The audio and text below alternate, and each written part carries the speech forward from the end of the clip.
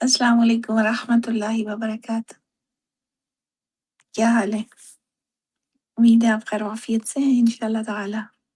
میری آواز آپ تک پہنچ رہی ہے تو پلیز کنفرم کر دیں، پھر انشاءاللہ تعالی ہم اپنے درس کا آغاز کرتے ہیں، پھر دیکھتے ہیں باقی لوگ بھی انشاءاللہ آ جائیں گے اپنا رزق لینے کے لیے۔ جزاک اللہ خیرا کثیرا۔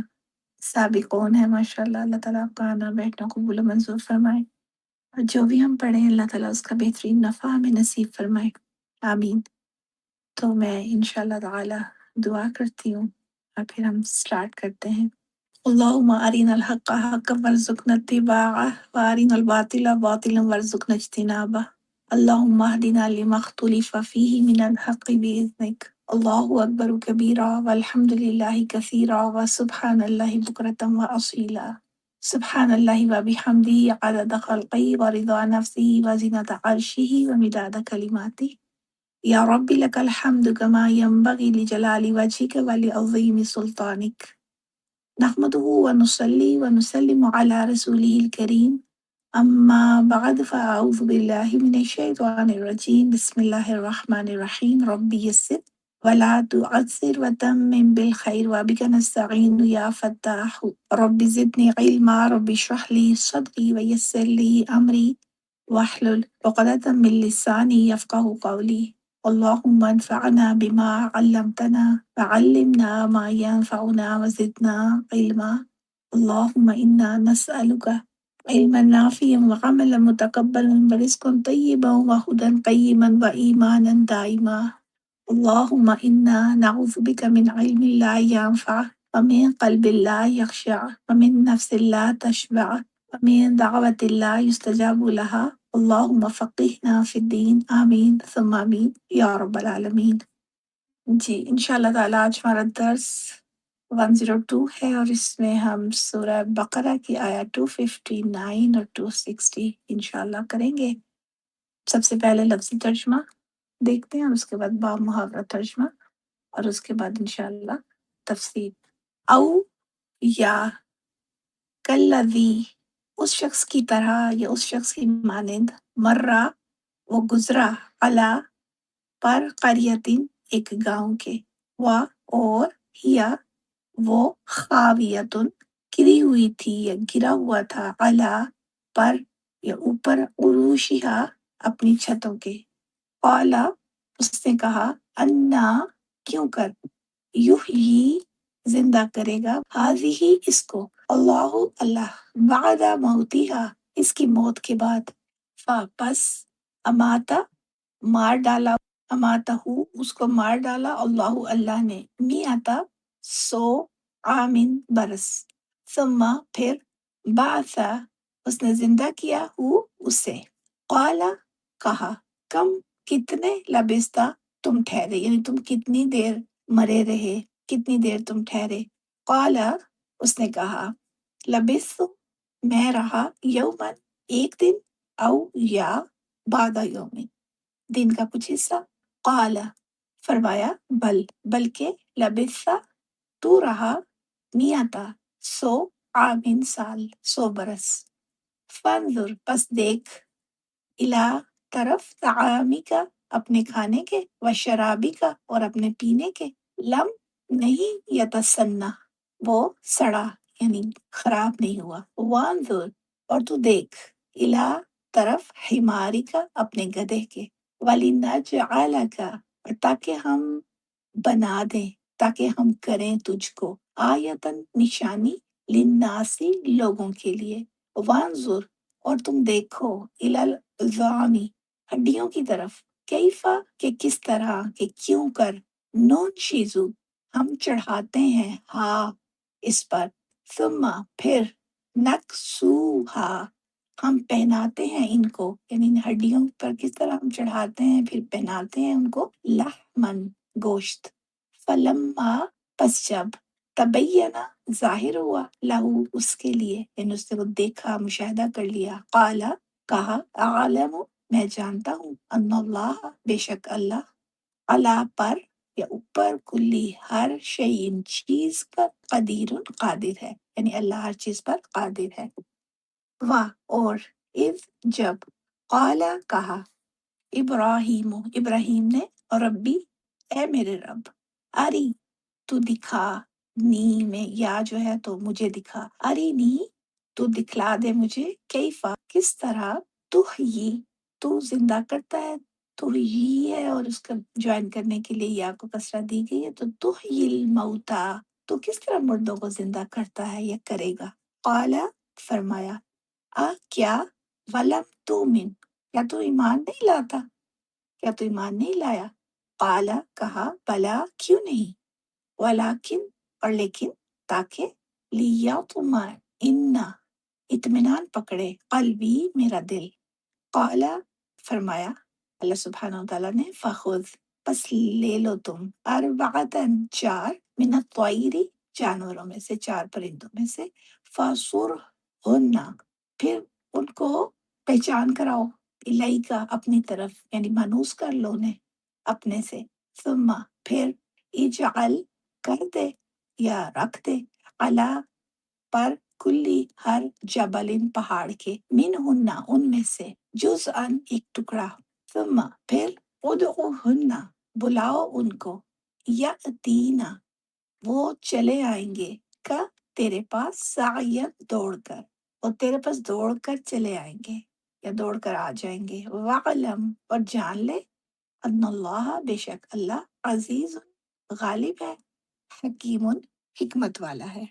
تو یہ ہماری آج کی دو آیات ہیں، جیسا کہ آپ کو یاد ہوگا کہ کل جو ہم نے آیت پڑھی تھی ایک، اس کے اندر اللہ سبحانہ و تعالیٰ نے حضرت ابراہیم علیہ السلام کے نمرود کے ساتھ جو مکالمہ تھا اس کا ذکر ہوا تھا، اور اللہ سبحانہ و تعالیٰ کی توحید کی بات پہلے آیت الکرسی میں ہوئی تھی، حق اور باطل دو رستے ہوتے ہیں، اور حق اور باطل کا جب مقابلہ ہوتا ہے اس میں پھر اللہ سبحانہ و تعالیٰ حق پر جو ہوتا ہے اس کا ساتھ دیتے ہیں، تو وہاں پر نمرود جو تھا وہ استعارہ تھا باطل کا، اور حضرت ابراہیم علیہ السلام حق کے، اور ان کے درمیان مکالمہ ہوا تھا جس میں انہوں نے ایک سوال یہ کیا تھا اس سے کہ میرا رب تو زندہ بھی کرتا ہے اور مارتا بھی ہے، تو بھی ایسا کر کے دکھا دے، یعنی تو رب نہیں ہے، کیونکہ سجدہ نہیں کیا تھا نا انہوں نے نمرود کے دربار میں جا کے، تو پھر اس سے ایک مظلوم شخص تھا، یعنی بے گناہ تھا، اس کو قتل کر دیا تھا، اور ایک ایسا شخص تھا کہ جو مجرم تھا، اس کو قتل نہیں کیا تھا، اس کو آزاد کر دیا تھا، اور پھر کہا تھا کہ دیکھو میں جس کو چاہتا ہوں زندگی دے دیتا ہوں، جس کو چاہتا ہوں مار دیتا ہوں، تو پھر حضرت ابراہیم علیہ السلام نے کہا تھا کہ میرا رب وہ ہے جو سورج کو مشرق سے لاتا ہے اور مغرب میں اس کو غروب کرتا ہے، تو تم مغرب سے سورج کو لے آؤ، ایسا کر کے دکھا دو، تو وہ حیران ہو گیا تھا کیونکہ اس کے پاس اس کا کوئی جواب نہیں تھا۔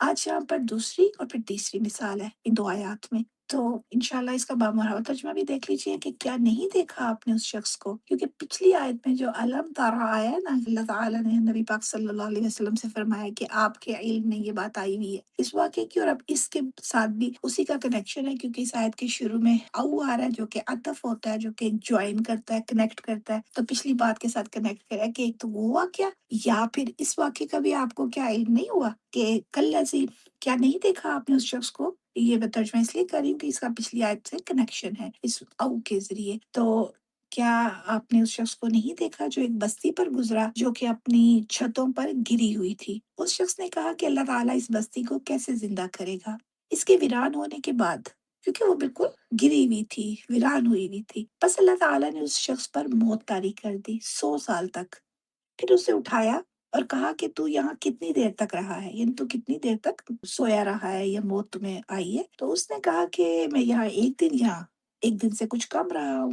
تو اللہ تعالیٰ نے فرمایا کہ نہیں، بلکہ تو 100 سال ٹھہرا ہے، بس دیکھ اپنے کھانے اور مشروب کی طرف، وہ متغیر نہیں ہوا، یعنی اس میں کوئی تبدیلی نہیں آئی، وہ بالکل فریش تھا کھانا، اور دیکھ اپنی سواری کے گدھے کی طرف، اور تاکہ ہم تجھے لوگوں کے لیے ایک نشانی بنا دیں، اور دیکھ ہڈیوں کی طرف، یعنی گدھا جو تھا نا وہ بالکل ختم ہو چکا تھا، اس کی ہڈیاں بکھری پڑی تھی، اور دیکھ ہڈیوں کی طرف کس طرح ہم ان کو ابھارتے ہیں، پھر ان کو گوشت پہناتے ہیں، یعنی ہڈیوں کو جوڑ کر اللہ سبحانہ و تعالیٰ نے اس کے اوپر پھر گوشت پہنا کے بالکل صحیح گدھا کر دیا، اور جب اس شخص پر بات واضح ہو گئی تو وہ کہنے لگا کہ میں جانتا ہوں کہ بے شک اللہ تعالیٰ ہر چیز پر قدرت رکھنے والا ہے، اور جب ابراہیم نے اللہ سے کہا کہ اے پروردگار مجھے دکھا کہ تو مردوں کو کیوں کر زندہ کرے گا، اللہ نے فرمایا کہ کیا تم نے اس بات کو باور نہیں کیا، یعنی کہ تمہیں اس بات کا یقین نہیں ہے؟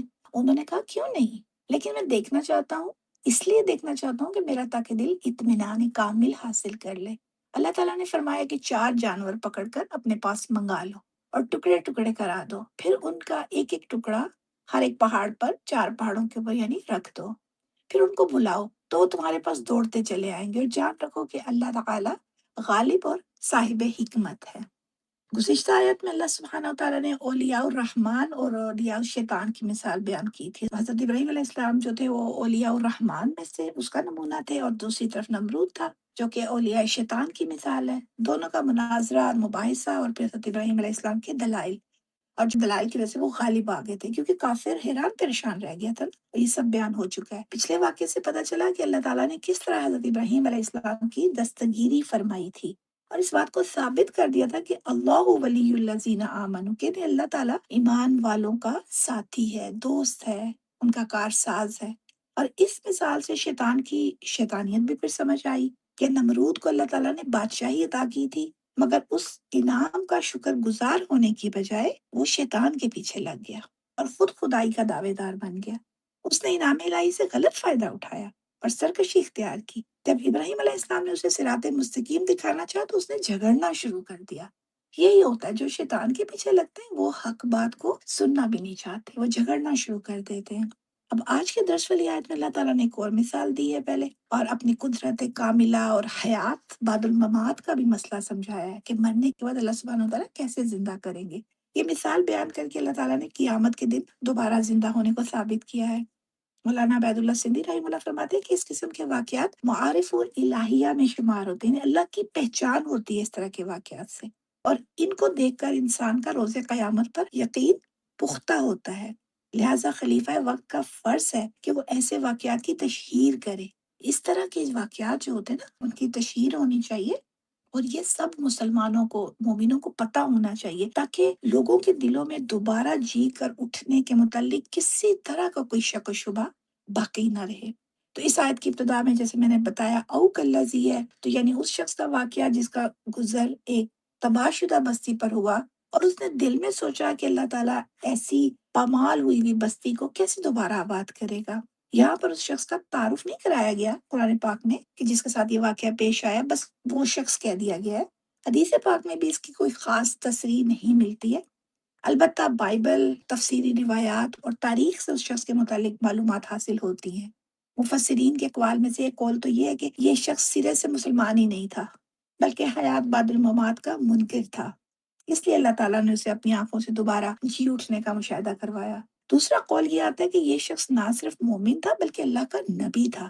اب رہا یہ سوال کہ یہ کون سا نبی تھا، تو بعض مفسرین فرماتے ہیں کہ یہ یرمیاہ نبی تھے، جن کا ذکر تورات میں آتا ہے، اور زیادہ مشہور قول یہ ہے کہ آپ عزیر علیہ السلام تھے، اور اسی عجیب و غریب واقعے کی بنا پر اسرائیلی آپ کو اللہ کا بیٹا پھر کہنے لگے تھے، جیسا کہ قرآن پاک میں آتا ہے نا، وقالت الیہود عزیر ابن اللہ، یعنی یہودیوں نے کہا کہ عزیر اللہ کا بیٹا ہے۔ تو یہ واقعہ حضرت عیسیٰ علیہ السلام کی ولادت باسعادت سے کوئی 500 سال پہلے پیش آیا، جب بنی اسرائیل میں سرکشی پیدا ہو گئی تھی اور وہ مختلف قسم کی برائیوں میں مبتلا ہو گئے تھے۔ تو اس وقت بابل شہر پر بخت نصر کا، جو کہ بہت ظالم جابر بادشاہ تھا، وہ حکمران تھا۔ کہتے ہیں کہ نمرود کی طرح بخت نصر بھی پوری دنیا پر اس نے حکومت کی ہے۔ اس نے شام اور فلسطین پر حملہ کر کے اس کو تباہ و برباد کر دیا، یروشلم اور بیت المقدس کی اینٹ سے اینٹ بجا دی، بے شمار بنی اسرائیلیوں کو قتل کر دیا تھا، اور لاتعداد لوگوں کو غلام اور لونڈیاں بنا کر اپنے ساتھ عراق لے گیا تھا۔ بنی اسرائیل کی تمام کتابیں تورات سمیت اس نے جلا ڈالی تھیں، حتیٰ کہ تورات کا ایک نسخہ بھی اس نے سلامت نہیں چھوڑا تھا۔ تاریخی واقعات سے یہ باتیں پتہ چلتی ہیں کہ قید ہونے والوں میں حضرت عزیر علیہ السلام بھی شامل تھے۔ کچھ عرصے بعد جب آپ قید سے رہا ہو کر واپس اپنے وطن آ رہے تھے تو راستے میں یہ واقعہ پیش آیا تھا۔ اس وقوع کے مقام کے متعلق بھی اختلاف پایا جاتا ہے۔ بعض لوگوں کا خیال ہے کہ راستے میں کوئی شہر یا بستی تھی، بعض دوسرے کہتے ہیں کہ یہ خود یروشلم کا ہی شہر تھا۔ بہرحال اس کی حالت یہ تھی کہ مکان کی چھتیں اور دیواریں زمین بوس ہوئی ہوئی تھیں، اور وہاں کوئی شخص بھی زندہ سلامت موجود نہیں تھا۔ ایسا معلوم ہوتا تھا کہ جیسے کسی زمانے میں یہ ایک پر رونق اور آباد شہر تھا، کیونکہ بلڈنگز اور وہ سب چیزیں جو گھری ہوئی تھی اس سے پتہ چلتا تھا کہ بہت کچھ تھا، بڑا پر رونق شہر تھا، مگر اس وقت وہ کھنڈرات کا ڈھیر بنا ہوا تھا۔ تو حضرت عزیر علیہ السلام گدھے پر سوار آ رہے تھے، آپ کے پاس کھانے پینے کا کچھ سامان بھی تھا، ایک برتن میں پھلوں کا کچھ شیرہ تھا، اور ایک ٹوکری میں ان کے پاس انجیر تھے۔ تو یہ دونوں چیزیں ایسی ہیں جو جلد خراب ہو جاتی ہیں۔ تو بہرحال آپ کا اس اجڑے ہوئے شہر پر سے گزر ہوا، کھنڈرات کو عبور کرتے ہوئے ایک مقام پر ان کے دل میں یہ خیال پیدا ہوا کہ بالکل ہر چیز اجڑی ہوئی ہے، کہ کیا یہ اجڑا ہوا شہر بھی کبھی آباد ہوگا؟ اسی سوچ و بچار میں کھنڈرات کے درمیان ایک مقام پر اترے، گدھے کو باندھا، کھانے کا کچھ حصہ کھایا اور باقی پاس رکھ لیا۔ تھکے ہوئے تو تھے ہی، ذرا آرام کرنے کے لیے وہ لیٹ گئے اور پھر ایسے سوئے کہ اللہ تعالیٰ نے 100 سال تک ان کو سلائے رکھا۔ جس وقت سوئے تھے تو دن کا ابتدائی حصہ تھا، اور جب وہ بیدار ہوئے تو ابھی سورج غروب نہیں ہوا تھا۔ تو اٹھنے کے بعد انہیں ایسے ہی لگا کہ جیسے وہ کچھ ٹائم سوئے ہیں۔ اٹھنے کے بعد ان سے سوال و جواب ہوئے کہ کتنا عرصہ ہوا تمہیں سوئے ہوئے؟ تو انہوں نے کہا کہ ایک دن یا دن کا کچھ حصہ۔ مگر اللہ تعالیٰ نے پھر بتایا کہ وہ 100 سال تک سوتے رہے ہیں۔ پھر اللہ تعالیٰ نے اپنی قدرت کاملہ کے کرشمے کے طور پر انہیں دکھایا کہ اس 100 سال کے عرصے میں ان کا کھانا بالکل تر و تازہ تھا، بالکل فریش، خراب نہیں ہوا تھا۔ البتہ جو ان کا گدھا تھا وہ مر چکا تھا اور اس کی ہڈیاں بھی ادھر ادھر بکھری پڑی تھی۔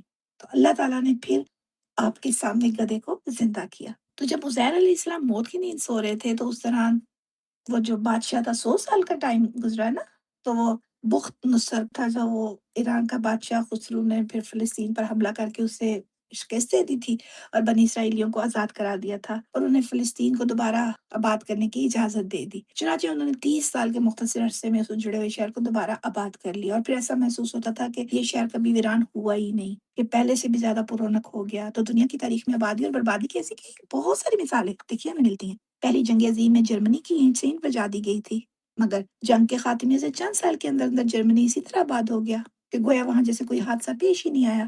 بڑی بڑی بلڈنگیں، فیکٹریاں، کاروباری مراکز پہلے سے بھی زیادہ شان و شوکت کے ساتھ معرض وجود میں آ گئے۔ اسی طرح 30 سال کے عرصے میں وہ شہر پوری آب و تاب کے ساتھ دوبارہ آباد ہو گیا، اور جب عزیر علیہ السلام اپنی موت کے 100 سال پورا ہونے کے بعد دوبارہ اٹھائے گئے تو وہ دیکھ کر حیران رہ گئے کہ میلوں تک پھیلے ہوئے کھنڈرات ہنستے بستے شہر میں تبدیل ہو چکے تھے۔ بہرحال اللہ تعالیٰ نے بطور نمونہ دکھا دیا کہ مرنے کے بعد دوبارہ زندہ کر دینا اللہ تعالیٰ کی قدرت کاملہ کا ظہور ہے۔ اللہ تعالیٰ ایسا کر سکتے ہیں۔ تو یہاں پر ارشاد ہوتا ہے او کلذی مر علی قریہ، کیا آپ کے علم میں یہ بات نہیں آئی کہ وہ شخص جو ایک بستی پر گزرا، یہ بستی پھر اسی طرح یروشلم تھا یا کوئی اور نگری تھی، بہرحال وہی خاویۃ علی عروشہا، وہ بستی، اس بستی کی حالت یہ تھی کہ اپنی چھتوں پر گری پڑی تھی، تباہ و برباد ہو چکی تھی، نہ کوئی دیوار سالم تھی اور نہ کسی مکان کی چھت، کوئی چھت وغیرہ بھی کوئی باقی نہیں تھی، بلکہ پوری بستی ملبے کا ڈھیر بنی ہوئی تھی، وہاں کوئی زندہ سلامت آدمی موجود نہیں تھا۔ تو عام خیال تو یہی ہے کہ وہ اس بادشاہ نے جیسے بخت نصر نے ہی اس کو تباہ کیا تھا، مگر کہتے ہیں کہ یہ کسی حادثے کا نتیجہ بھی ہو سکتا ہے۔ جب زبردست قسم کا زلزلہ آتا ہے تو سینکڑوں میل تک تباہی پھیل جاتی ہے، اور بستی میں زلزلے نے وہ تباہی مچائی تھی کہ آبادی میں سے کوئی بھی زندہ نہ بچا۔ 1923 میں جاپان میں بہت بڑا زلزلہ آیا تھا، ہزاروں میل زمین میں لمبے لمبے شگاف پڑ گئے تھے، 1.5 لاکھ آدمی ہلاکت کے منہ میں چلے گئے تھے، قیامت صغریٰ کا نمونہ تھا۔ پھر 1935 میں کوئٹہ جیسا شہر آنن فانن ملبے میں تبدیل ہو گیا تھا، ہزاروں جانیں طرف ہو گئی تھی۔ بہرحال اللہ سبحانہ وتعالیٰ کے نبی نے بستی کی بربادی کو دیکھ کر تعجب کے ساتھ کہا تھا کہ قال انا یحیی ہذہ اللہ بعد موتہا، اس قدر تباہی کے بعد اللہ تعالیٰ اس بستی کو کیسے زندہ کرے گا؟ یہاں پر حیات اور موت کا لفظ استعمال کیا گیا ہے۔ اگر حاضی سے مراد وہ بستی ہے تو اس کا معنی یہ ہوگا کہ اللہ تعالیٰ اس اجڑی ہوئی بستی کو دوبارہ کیسے آباد کرے گا۔ اگر اس سے مراد اس بستی کے لوگ ہیں جو بستی کی تباہی کے ساتھ بستی موت کی آغوش میں چلے گئے تھے، تو اس کا معنی یہ پھر ہوگا کہ اللہ تعالیٰ قیامت کے دن ان کو کیسے، یعنی انسانوں کو اللہ تعالیٰ مرنے کے بعد کیسا زندہ کرے گا جبکہ ان پر موت طاری ہو چکی ہے۔ تو حضرت عزیر علیہ السلام کے اس تعجب خیز سوال کے جواب میں اللہ تعالیٰ نے اس طرح اس کا جواب دیا فَأَمَاتَهُ اللَّهُ مِئَةَ عَامٍ، آپ پر 100 سال تک کے لیے موت طاری کر دی، ثم بعثه، پھر آپ کو اٹھایا اور کہا قال کم لبثت، تم کتنی دیر ٹھہرے، یعنی اس حالت میں کتنا عرصہ گزرا، ذرا بتاؤ تو صحیح۔ قال لبثت یوما او بعض یوم، عرض کیا کہ ایک دن یا دن سے کچھ کم ٹھہرا ہوں۔ اللہ تعالیٰ نے فرمایا بل لبثت مئۃ عام، بلکہ تم 100 سال تک ٹھہرے، اور آپ کو باور کرانے کے لیے فرمایا فانظر الی طعامک و شرابک لم یتسنہ، ذرا اپنے کھانے اور مشروب کی طرف دیکھو، وہ متغیر نہیں ہوا، یعنی اتنا عرصہ گزرنے کے بعد گل سڑ کر خراب نہیں ہوا، نہ اس کی شکل تبدیل ہوئی ہے، نہ ذائقہ اور نہ رنگ۔ یہ اللہ تعالیٰ کی کمال قدرت ہے کہ جلد خراب ہونے والی چیز اس کو تو اتنے لمبے عرصے تک محفوظ رکھا، اور دوسری طرف خود عزیر علیہ السلام ہے، ان کا جسم 100 سال تک کھنڈرات کے درمیان پڑا رہا مگر بالکل صحیح سلامت، اس میں کوئی تبدیلی نہیں آئی، نہ اس کا گوشت گلا سڑا اور نہ ہڈیاں علیحدہ ہوئیں۔ جس طرح اس مالک الملک نے اصحاب کہف کو 309 سال تک ایک غار میں محفوظ رکھا، اسی طرح حضرت عزیر علیہ السلام کے جسم کو 100 سال تک آنچ نہیں آنے دی۔ اللہ تعالیٰ جب چاہے اپنی حکمت کے ساتھ ایسی چیزیں ظاہر کرتا ہے۔ پورا شہر آباد ہو گیا، مگر جس جگہ عزیر علیہ السلام حرام فرما رہے تھے وہاں تک کسی کی رسائی تک نہیں ہوئی۔ آج لوگ اعتراض کرتے ہیں کہ دجال کہاں قید ہے، آج دنیا کا کوئی حصہ نظروں سے اوجھل نہیں رہا، آخر وہ کہاں چھپا ہوا ہے، اس طرح کی باتیں لوگ کرتے ہیں نا۔ اللہ تعالیٰ نے اسے لوگوں کی نظروں سے بھی مخفی کر دیا ہے، جب اس کا حکم ہوگا ظاہر ہو جائے گا۔ یاجوج ماجوج کی قوم بھی ایسی ہی ہے، وہ بھی کسی کو نظر نہیں آتے۔ انگریزوں نے دعوے کیے کہ انہوں نے پوری دنیا کا کونا کونا چھان مارا ہے، مگر یاجوج ماجوج کہیں نظر نہیں آئے۔ مگر یاد رکھنے کی بات یہ کہ اللہ تعالیٰ نے انہیں اپنی حکمت سے چھپا رکھا ہے۔ قرآن پاک میں موجود ہے کہ جب اس کا حکم ہوگا وہ قوم پہاڑوں سے نکل کر ظاہر ہو جائے گی۔ تو بہرحال حضرت عزیر علیہ السلام کے خود اپنے ساتھ اور کھانے کے ساتھ تو یہ معاملہ ہوا کہ وہ بالکل صحیح تھے۔ اب ان کے گدھے کا انجام دیکھیے۔ یہاں پر ایک تھوڑی سی بات کہ ہمارے یہاں تو گدھے کی سواری کو اتنا اچھا نہیں نہ سمجھا جاتا، مگر اس زمانے میں ایک علیحدہ سواری کے طور پر گدھے کو استعمال کیا جاتا تھا۔ بڑے بڑے خوبصورت اور طاقتور گدھے ہوتے تھے۔ خود نبی اکرم صلی اللہ علیہ وسلم نے گدھے کی سواری کی ہے۔ آپ بالکل تکلف نہیں فرماتے تھے، جو سواری میسر آئے استعمال میں لے آتے تھے۔ جب آپ بنو قریظہ سے جنگ کے لیے تشریف لے گئے تو آپ کے پاس یہی سواری تھی گدھے کی، اور اس پر پالان بھی نہیں تھا، مگر آپ نے اسی حالت میں اس پر سفر کیا۔ آپ نے اونٹ اور گھوڑے پر بھی سفر کیا، اور اگر کوئی سواری نہیں ملی تو پیدل ہی چل دیتے تھے۔ حضرت جابر رضی اللہ عنہ بیمار ہو گئے، آپ کا گھر مدینہ طیبہ سے کوئی 300 میل کے فاصلے پر تھا، تو حضور نبی اکرم صلی اللہ علیہ وسلم بیمار پرسی کے لیے جانا چاہتے تھے، کوئی سواری نہیں ملی تو پیدل ہی چل دیے۔ حضرت جابر رضی اللہ عنہ بیان کرتے کہ حضور تشریف لائے تو آپ پر گرد و غبار پڑا ہوا تھا۔ بہرحال گدھے کی سواری کو معیوب نہیں سمجھا جاتا تھا، یہاں پر یہ بتا رہی تھی میں۔ تو اللہ تعالیٰ نے عزیر علیہ السلام کو مخاطب کر کے پھر فرمایا کہ وانظر الی حمارک، ذرا اپنے گدھے کی طرف دیکھو کہ اس کا کیا حشر ہوا ہے۔ تو فرمایا کہ یہ سب واقعات پیش کرنے کا کوئی مقصد ہے۔ قرآن پاک میں جیسے پہلے بھی میں بتا چکی ہوں کہ کچھ چیزیں محذوف ہوتی ہیں اور اس کے بعد پھر آگے جو بات آتی ہے تو اس کے ساتھ کنیکشن آتا ہے، اور عربی کی یہی خوبصورتی ہے، اور خاص طور پر قرآن پاک کی کلاسیکل عربی کا یہ کہ بہت ساری چیزیں اس میں حذف ہوتی ہیں اور معنی سے سمجھ آتی ہیں۔ تو اللہ تعالیٰ نے کہا وَلِنَجْعَلَكَ آیَةً لِلنَّاسِ، تاکہ ہم آپ کو لوگوں کے لیے نمونہ بنا دیں۔ یعنی یہ جو سارے واقعات ہوئے ہیں نا آپ کے ساتھ، اس کا کوئی مقصد ہے تاکہ ہم آپ کو لوگوں کے لیے نمونہ بنا دیں کہ دیکھو اللہ تعالیٰ نے موت طاری کرنے کے بعد پھر کس طرح زندہ کر دیا۔ اب دیکھو گدھا کس طرح زندہ ہوتا ہے۔ ایک تو یہ مشاہدہ کرایا کہ جو بالکل خراب ہونے والی چیزیں تھیں، فریش جیسے کھانا وغیرہ، اور پھر یہ کہ خود وہ ویسے ہی رہے، بالکل صحیح ان کا جسم رہا، بالکل گلا سڑا نہیں، لیکن گدھا جو تھا وہ بالکل ختم ہو گیا ہوا تھا۔ اب کہا کہ اب دیکھو گدھا کس طرح زندہ ہوتا ہے۔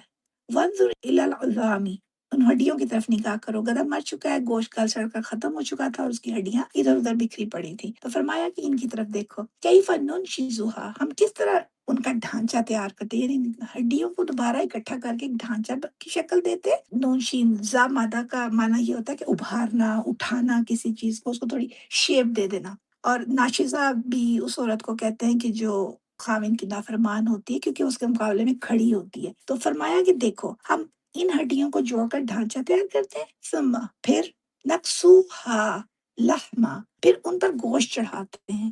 چنانچہ حضرت عزیر علیہ السلام کی آنکھوں کے سامنے ہڈیاں ابھری، ان کا ڈھانچہ تیار ہوا اور پھر ان پر گوشت چڑھا، گدھے کی شکل و صورت بنی، اور پھر وہ زندہ ہو کر بولنے لگا، بالکل وہ اسی طرح زندہ گدھا بن گیا۔ ہر ذی جان کا جسم ہڈیوں پر قائم ہوتا ہے نا، حضور نبی صلی اللہ علیہ وسلم نے فرمایا کہ جب انسان مر جاتا ہے تو اس کے جسم کی تمام کثافتیں گل سڑ جاتی ہیں، صرف دم کی ہڈی کسی نہ کسی صورت میں باقی رہتی ہے، اور قیامت کے دن اسی ہڈی سے پورا ڈھانچہ اور پھر پورا جسم اٹھایا جائے گا۔ اللہ اکبر۔ تو اسی چیز کو اللہ تعالیٰ نے گدھے پر وارد کیا، اور پھر حضرت عزیر علیہ السلام کی آنکھوں کے سامنے جیتے جاگتے گدھے کی صورت میں اس کو کھڑا کر دیا۔ تو اس موت جو کہ 100 سالہ عرصے کی تھی، اس کو ہم نا برزخ کی زندگی کے ساتھ، عالم برزخ سے تعبیر کر سکتے ہیں۔ جب کوئی انسان مر جاتا ہے تو اس کا تعلق اس دنیا سے کٹ جاتا ہے، اور قیامت کے روز دوبارہ جی اٹھنے تک برزخی زندگی اس کی ہوتی ہے۔ اس عرصے میں انسان کو وقت کا احساس نہیں ہوتا کہ وہ کتنا عرصہ برزخ میں رہا ہے، جیسا کہ سورہ یاسین میں آتا ہے نا کہ جب لوگ قبروں سے اٹھیں گے تو کہیں گے من بعثنا من مرقدنا ھذا، ہمیں ہماری خواب گاہوں سے کس نے اٹھایا۔ ان کو ایسا ہی محسوس ہوگا کہ جیسے کوئی شخص رات کو یا دن کے وقت کچھ دیر کے لیے سوتا ہے اور پھر اٹھ بیٹھتا ہے۔ یہی چیز حضرت عزیر علیہ السلام کے ساتھ پیش آئی۔ انہیں احساس ہی نہیں ہوا کہ وہ 100 سال تک سوئے رہے ہیں، وہ یہی سمجھ رہے تھے کہ دن کا کچھ حصہ سوئے ہیں۔ تو عالم برزخ میں وقت کا احساس تو نہیں ہوتا، مگر راحت اور تکلیف کا احساس ضرور ہوتا ہے۔ جیسا کہ حدیث مبارکہ میں آتا ہے کہ جب کسی شخص کو دفن کر دیا جاتا ہے تو پھر منکر نکیر اس سے سوال جواب کرتے ہیں۔ اس ابتدائی امتحان میں اگر وہ شخص کامیاب ہوا ہے تو اس کو میٹھی نیند سلا دیا جاتا ہے اور اس کے لیے راحت کا سامان مہیا کر دیا جاتا ہے، جسے کہتے ہیں کہ جنت سے کھڑکیاں کھل جاتی ہیں۔ برخلاف اس کے اگر وہ ناکام ہو گیا ہے، سوالات کا جواب نہیں دے سکا، تو پھر قیامت تک کے لیے اسے تکلیف میں مبتلا کر دیا جاتا ہے۔ اس طرح اسے تکلیف کا احساس تو ہوتا ہے مگر وقت کا احساس نہیں ہوتا۔ تو ایسی ہی کیفیت تھی ان کے ساتھ بھی۔ مرنے کے بعد ایک عام انسان کے جسم کی حفاظت کی کوئی گارنٹی نہیں ہے۔ قانون قدرت کے مطابق مردہ جسم گل سڑ کر ختم ہو جاتے ہیں۔ قبروں کی کھدائی کے دوران بعض اوقات چھوٹی موٹی ہڈیاں ملتی رہتی ہیں اور بعض اوقات وہ بھی نہیں ملتی۔ البتہ اس بات پر تو سب کا اتفاق ہے کہ انبیاء علیہ السلام کے اجسام قبر میں بھی محفوظ رہتے ہیں۔ ان اللہ حرم علی الارض ان تاکل اجساد الانبیاء، یعنی اللہ تعالیٰ نے زمین پر حرام کر دیا ہے کہ وہ نبیوں کے جسموں کو کھا سکے۔ ہاں، شہداء کے متعلق مشاہدے سے پتہ چلتا ہے کہ بعض شہداء کے جسم بھی قبروں میں محفوظ رہتے ہیں۔ بخاری شریف میں ایک روایت آتی ہے کہ بعض شہداء کو شہید ہوئے 45 ایئرز گزر چکے تھے، بارش اور سیلاب کی وجہ سے ان کی قبروں میں شگاف پڑ گئے تھے، تو لوگوں نے دیکھا کہ ان کے جسم ویسے ہی محفوظ تھے جیسا وہ دفن کیے گئے۔ پچھلے دنوں اس بات کا انکشاف ہوا ہے کہ جو لوگ 600 سال تک تاتاریوں کے علاقے میں کفار سے لڑ کر شہید ہوئے تھے، ان کے جسم بھی بالکل محفوظ برآمد ہوئے تھے۔ تو بہرحال یہاں پر اللہ سبحانہ وتعالیٰ پھر کہتے ہیں فَلَمَّا تَبَيَّنَ لَهُ، جب یہ تمام چیزیں حضرت عزیر علیہ السلام پر واضح ہو گئیں، ان کے سوال کا جواب مل گیا۔ انہوں نے حیرانگی کے انداز میں سوال کیا تھا نا کہ اللہ تعالیٰ اس اجڑی ہوئی بستی کو کیسے دوبارہ زندہ کرے گا، تو اللہ تعالیٰ نے انہیں ان کی آنکھوں سے دکھا دیا کہ اس نے نہ صرف پورے شہر کو آباد کر دیا بلکہ خود ان کو اور ان کے گدھے کو 100 سال کے بعد پھر زندہ کر دیا۔ تو عزیر علیہ السلام نے کہا قال اعلم ان اللہ علی کل شیء قدیر، میں جان گیا ہوں، اب مجھے علم ہو گیا ہے کہ اللہ تعالیٰ ہر چیز پر قادر ہے، وہ جو چاہے کر سکتا ہے، آباد کو برباد اور اجڑے دیار کو پھر سے آباد کر سکتا ہے، زندہ کو مردہ اور مردہ کو زندہ کرنے پر قادر ہے۔ اللہ تعالیٰ قدیر ہے۔ کسی چیز کو تسلیم کر لینے یا اس پر یقین کر لینے کے دیکھیے 3 درجے ہوتے ہیں۔ اگر کسی چیز کا علم کسی دوسرے ثقہ شخص سے، یعنی کہ جو صحیح سچا اور مضبوط شخص ہو، اوتھینٹک آپ کہہ سکتے ہیں، اس کے ذریعے سے اگر آپ کسی چیز کا پتہ چلے تو ایسے علم کو علم الیقین کہتے ہیں، کیونکہ آپ اس پر یقین رکھتے ہیں نا کہ وہ اوتھینٹک خبر ہے، تو اس کو علم الیقین کہتے ہیں، کیونکہ اس چیز کا ادراک علم کے ذریعے ہوتا ہے۔ اور اگر کوئی شخص خود اپنی آنکھوں سے کوئی واقع دیکھ لیتا ہے تو اسے عین الیقین کہتے ہیں، عین آنکھ سے، ٹھیک ہے، تو عین الیقین ہے، آپ نے آنکھ سے دیکھ لی ایک چیز تو اوبویسلی بہت زیادہ آپ کو یقین اس کا ہوتا ہے۔ اور یقین کا تیسرا درجہ حق الیقین ہوتا ہے۔ یہ اس صورت میں ہوتا ہے جب کوئی واقعہ خود اپنے ساتھ پیش آ جائے۔ عین الیقین میں ہے کہ آپ نے وٹنس اس کو کیا ہے، دیکھا ہے، لیکن یہ جو ہے خود اپنی ذات کے ساتھ پیش آئے، اس کو حق الیقین کہتے ہیں۔ اور اس کی کیفیت خود اپنے اوپر طاری ہوئی، جیسے حضرت عزیر علیہ السلام کے ساتھ، اس سے انکار کرنے کی کوئی گنجائش ہی نہیں رہتی نا۔ اور یہ چیز کسی کو تسلیم کر لینے کا آخری درجہ ہوتا ہے، حق الیقین۔ حضرت عزیر علیہ السلام کا واقعہ عین الیقین بھی ہے، کیونکہ انہوں نے اپنی آنکھوں سے دیکھا، وہ بستی بھی آباد ہو گئی ہوئی تھی، ان کا گدھا بھی جیسے اللہ سبحانہ وتعالیٰ نے ان کے سامنے اس کو زندہ کیا، اور حق الیقین بھی ہے۔ عین الیقین اس لحاظ سے کہ حضرت عزیر علیہ السلام نے خود اپنی آنکھوں سے مردہ گدھے کو زندہ ہوتے ہوئے دیکھا، ان کی نظروں کے سامنے گدھے کی بوسیدہ ہڈیوں سے ڈھانچہ تیار ہوا، پھر ان پر گوشت چڑھا، گدھے کی شکل و صورت بنی، اور پھر وہ آواز دینے لگا۔ یہ واقعہ حق الیقین کے درجے میں اس لحاظ سے ہے کہ یہ معاملہ خود عزیر علیہ السلام کے ساتھ پیش آیا ہے، کسی اور کے ساتھ نہیں ہو رہا تھا، خود ان کے ساتھ ہو رہا تھا۔ وہ خود 100 سال تک موت کی آغوش میں رہے اور پھر زندہ ہوئے۔ تو جہاں تک پہلے درجے علم الیقین اس کے متعلق بات اگر ہو تو حضرت عزیر علیہ السلام کو وہ بھی حاصل تھا، کیونکہ آپ اللہ کے نبی اور برگزیدہ مومن تھے، اور آپ کو اللہ تعالیٰ کی وحدانیت اور قیامت کے دن دوبارہ جی اٹھنے پر علمی لحاظ سے بھی پورا یقین تھا۔ تو یہاں پر یہ تینوں درجے پورے ہو رہے تھے۔ اب اگلی آیت آتی ہے वहाँ पर भी अल्लाह ताला की कुदरत कामिला का इज़हार और इल्मुल यकीन से ऐनुल यकीन और हक़्क़ुल यकीन तक का मुशाहिदा दिखाया गया है। इस आयत में क्या है कि इसमें भी वैसे तो मौत के बाद ज़िंदा होने का ही बयान है। हज़रत इब्राहीम अलैहिस्सलाम ने खुद अल्लाह ताला से सवाल किया कि उन्हें मुर्दों के ज़िंदा होने का मुशाहिदा कराया जाए, ताकि उनका ईमान ऐनुल यकीन के दर्जे तक पहुँच जाए। यानी अपनी आँखों से देखना चाहते थे। इल्मुल यकीन तो था, अल्लाह के नबी थे, उनको बिल्कुल पता था कैसा होगा। लेकिन जैसे होता है ना बाज़ औक़ात इंसान को किसी चीज़ की तसल्ली उस वक़्त होती है जब वो अपनी आँखों से देख लेता है। तो उन्होंने कहा कि मुर्दों के ज़िंदा होने का मुशाहिदा कराया जाए उन्हें, ताकि उनका ईमान ऐनुल यकीन के दर्जे तक पहुँच जाए। अल्लाह ताला ने आपकी दुआ कबूल फरमा ली और हुक्म दिया कि 4 परिंदे लेकर ज़िबह करो, उनके गोश्त को आपस में मिला दो, फिर उनके थोड़े-थोड़े हिस्से मुख्तलिफ पहाड़ों पर रख दो। इसके बाद हर एक परिंदे को उसका नाम लेकर बुलाओ। पहले उनको मानूसियत करनी है अपने साथ, ताकि जैसे किसी भी तरीके से आप किसी को बुलाते हैं, तो आप जब उसको वैसे बुलाएँगे तो उस पर वो परिंदे आ जाएँगे। तो कहा कि उनका नाम लेकर बुलाओ, वो तुम्हारे पास दौड़ते हुए आएँगे। इस तरह इब्राहीम अलैहिस्सलाम ने अपनी आँखों से मुर्दा परिंदों को ज़िंदा होते हुए देखा और उनको इत्मीनान क़ल्ब हासिल हुआ। बाज़ मुफ़स्सिरीन कराम हज़रत इब्राहीम अलैहिस्सलाम के अल्लाह ताला से इस सवाल के पस मंज़र में ये बात बयान करते हैं कि मौत और ज़िंदगी से मुतालिक हज़रत इब्राहीम अलैहिस्सलाम का नमरूद के साथ मुकालमा हो चुका था। पीछे हम बात करके आए हैं ना, जिसमें आपने दावा किया था कि ज़िंदगी और मौत अल्लाह ताला के कब्ज़े में है। ये तो उन्होंने ही कहा था ना। तो मगर नमरूद इसका मतलब नहीं समझ सका और उसने बेगुनाह को कत्ल करा दिया और मुजरिम को आज़ाद कर दिया। चुनांचे इब्राहीम अलैहिस्सलाम ने उसकी इस अहमकाना हरकत पर मौज़ू बदल लिया था और फिर तुलुए शम्स की दलील पेश की थी, जिससे नमरूद आजिज़ आ गया था। तो मुफस्सिरीन इकराम फरमाते हैं कि अगरचे इब्राहीम अलैहिस्सलाम को पूरा यकीन था कि अल्लाह ताला मुर्दों को दोबारा ज़िंदा करने पर क़ादिर है, मगर उनके दिल में मौत व हयात का मंज़र अपनी आँखों से मुशाहिदा करने की ख़्वाहिश पैदा हुई। चुनांचे अल्लाह ताला ने आपको दिखा दिया कि किस तरह परिंदे ज़िंदा हो गए। बाज़ मुफस्सिरीन दूसरे ये कहते हैं कि इस पस मंज़र में ये वाक़या बयान करते हैं कि हज़रत इब्राहीम अलैहिस्सलाम ने दरिया के किनारे पर एक मुर्दा जानवर को पड़ा देखा था। तो जब दरिया में उसका पानी मद्देनज़र जो मद आती है ना, तो वो पानी किनारों से बाहर निकलता तो दरियाई जानवर मुर्दा जानवर का गोश्त खाते, और जब पानी पीछे हट जाता तो खुशकी के जानवर उस मुर्दार का गोश्त खाते और ऊपर से परिंदे भी आकर गोश्त खा जाते। तो ये देखकर हज़रत इब्राहीम अलैहिस्सलाम के दिल में ये ख्याल पैदा हुआ कि इस मुर्दार का गोश्त खुशकी, पानी और फ़िज़ा के जानवर खा रहे हैं, ये गोश्त कितने मुख्तलिफ पेटों में जा रहा है। पानी से भी यानी जो जानवर आते हैं, मद के वक़्त पानी जब आता तो वो भी खाते और खुशकी के जानवर भी खाते, फ़िज़ा के भी खाते। तो उन्होंने ये कहा कि अल्लाह ताला इसके मुख्तलिफ अज्ज़ा किस-किस जगह से कैसे इकट्ठे करके उसको दोबारा ज़िंदा करेगा।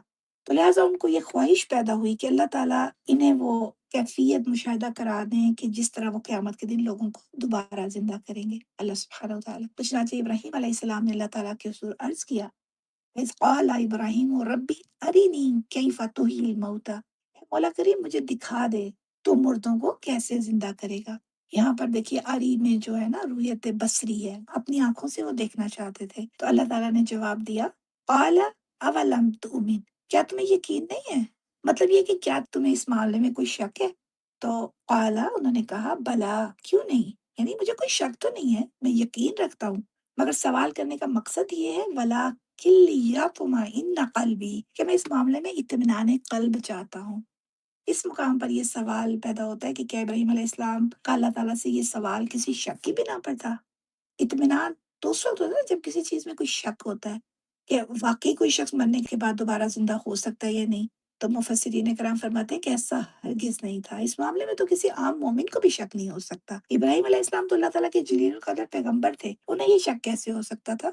जब अल्लाह ताला ने फरमाया ना अवलम तुअमिन, तू यकीन नहीं रखता कि मुर्दे दोबारा जिंदा हो जाएंगे, तो इब्राहीम अलैहिस्सलाम का ये जो जवाब था ना बला, ये हरफु जवाब है बला। और ये जब सवाल नफी के अंदाज में पूछा जाए ना कि क्या ऐसा नहीं है, तो उसके जवाब में होता है। वाहिद लस्त में भी अल्लाह ताला जब कहते हैं ना क्या मैं तुम्हारा रब नहीं हूँ, तो सबने कहा था क़ालू बला, क्यों नहीं, यानी कि हमें कोई भी शक नहीं है। तो उन्होंने कहा कि क्यों नहीं, जिंदा हो सकते हैं अल्लाह करीम, मुझे तो यकीन कामिल है, मगर मैं तस्कीन कल्ब के लिए अपनी आंखों से मुशाहदा करना चाहता हूँ। तो लिहाजा वहां पर शक का कोई इहतिमाल नहीं था।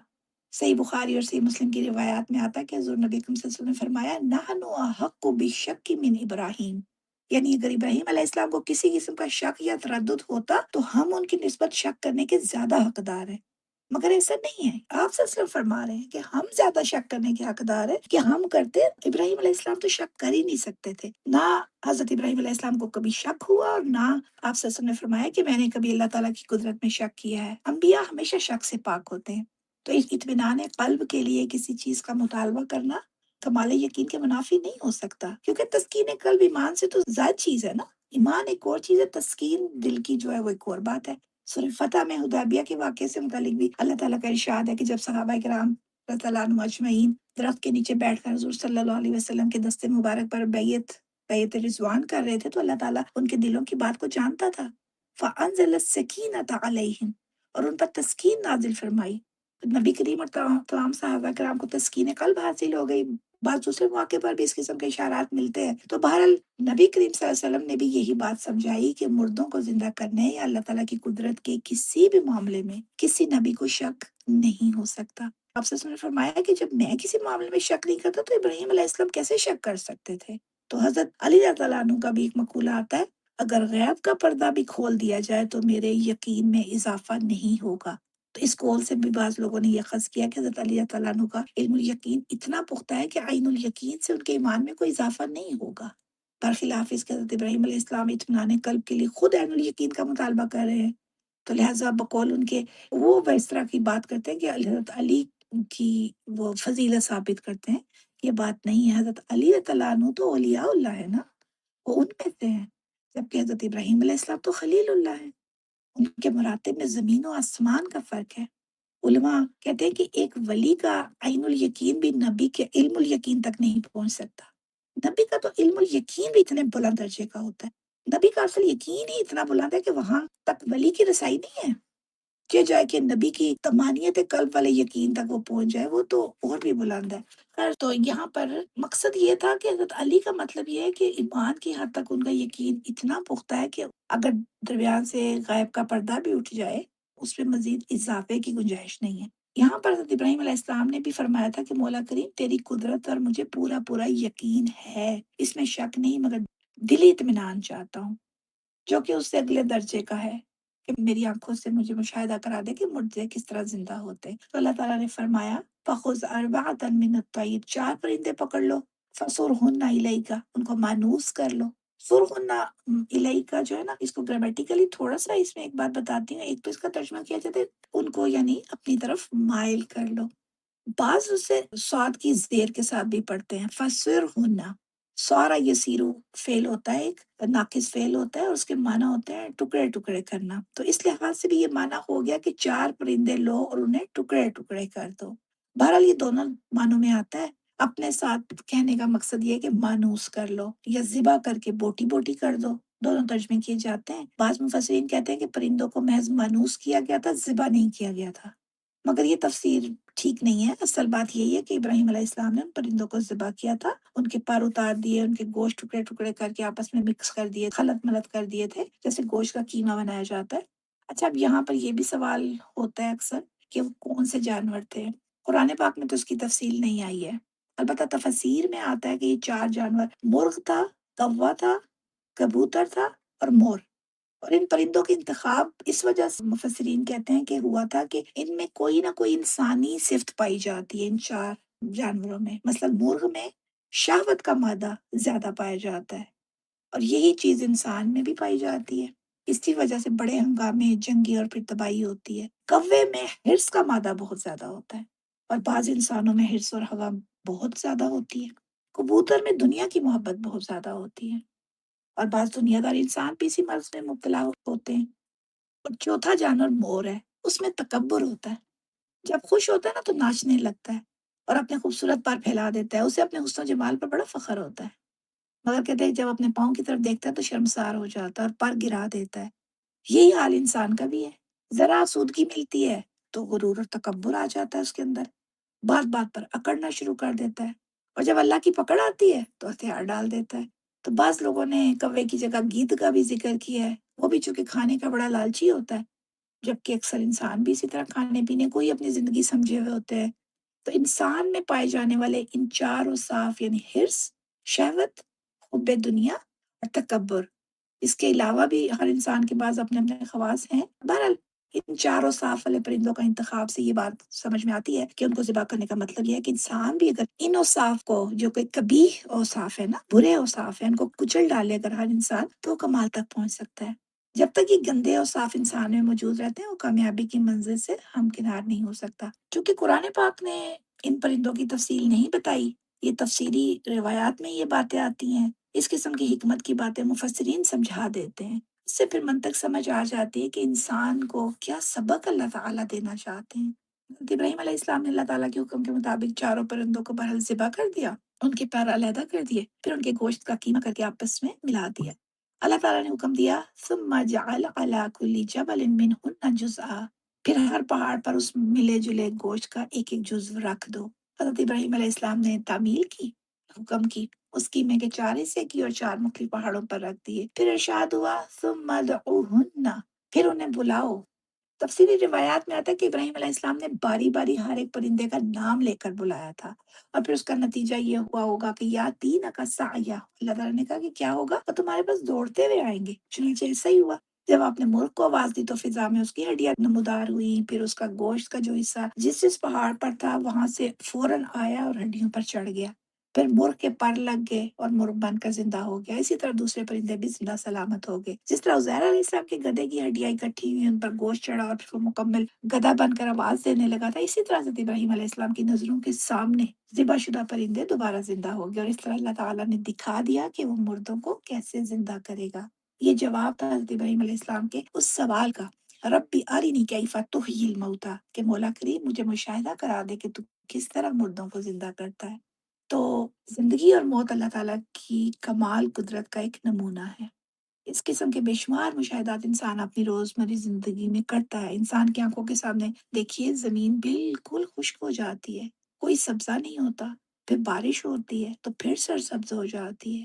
جن ملکوں میں سنو فال ہوتی ہے وہ دیکھ سکتے ہیں، جب برف پڑتی ہے ہر چیز ختم ہو جاتی ہے، اس کے بعد گھاس بالکل پیلی مری ہوئی، کچھ بھی نہیں ہوتا، جیسے زمین بنجر زمین ہوتی، پھر کیسے وہ دوبارہ سب ہرا بھرا ہو جاتا ہے، کوئی سبزہ نہیں ہوتا، پھر بارش ہوتی ہے تو پھر سرسبز ہو جاتی ہے زمین۔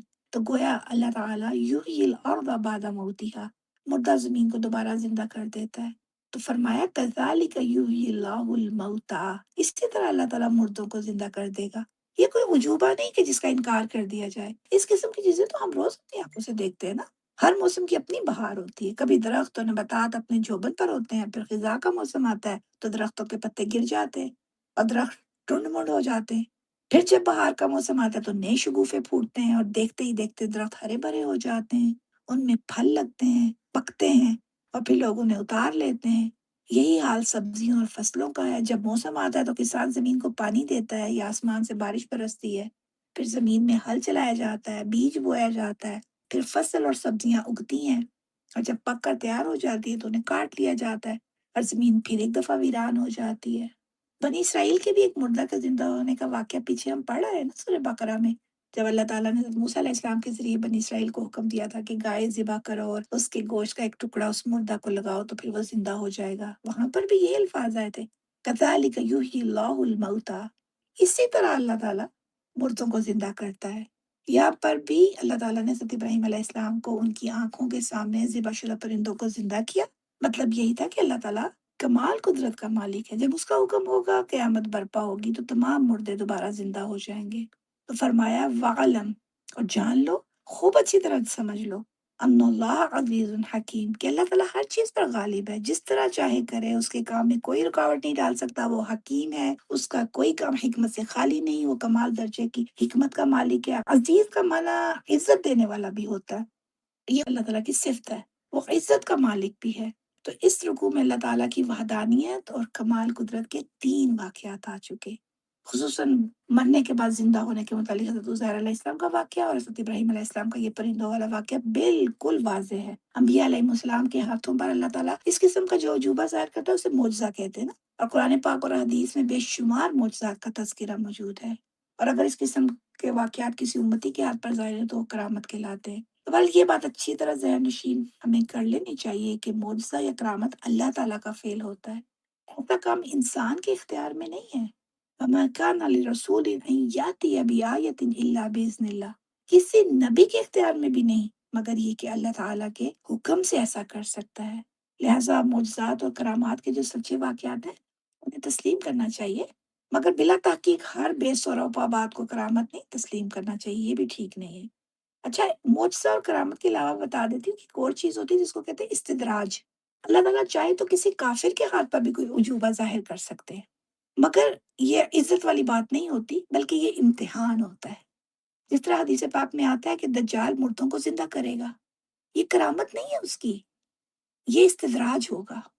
تو توحید باری تعالیٰ اور پھر قیامت کے وقت دوبارہ زندہ کیے جانے کے متعلق 3 واقعات بیان کرنے کے بعد پھر اگلی آیت میں سبحان اللہ انفاق فی سبیل اللہ کی طرف آ جائیں گے۔ آپ کو یاد ہوگا ان 3 واقعات سے پہلے بھی اللہ تعالیٰ نے کہا تھا کہ ہم نے جو مال دیا ہے تمہیں اس میں سے خرچ کرو، پھر ان کا ربط بھی انشاءاللہ آپ کو بتاؤں گی۔ درمیان میں یہ اس بات کی تائید کے لیے 3 واقعات کا ذکر کیا ہے کیونکہ یہ اللہ تعالیٰ کی توحید، آپ کو پتہ ہے توحید اور رسالت اور پھر معاد بھی ایک بہت اہم موضوع ہے۔ قیامت پر یقین، یہ تو ہمارے عقیدے کی چیزیں ہیں، اس کے بغیر تو کچھ بھی نہیں ہو سکتا۔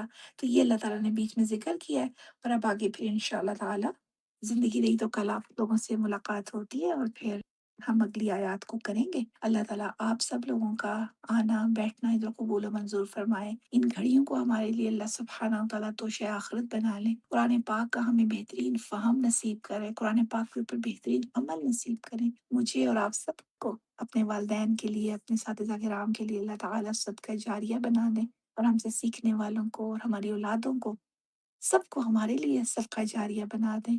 اللہ تعالیٰ ہم میں سے ہر کسی کو جسمانی اور روحانی صحت عطا کریں، صحت والی، ایمان والی، عافیت والی، برکتوں والی، خوشیوں والی، اللہ کی رضا والی زندگی ہم سب کو نصیب ہو جائے۔ آمین یا رب العالمین۔ اللہ ہمارے ملک پاکستان کی خیر کریں، حق کو اللہ تعالیٰ غالب فرما دے، ہم اپنی آنکھوں سے دیکھیں اور ہم اس گروہ میں شامل ہوں جو حق کا ساتھ دینے والے ہیں۔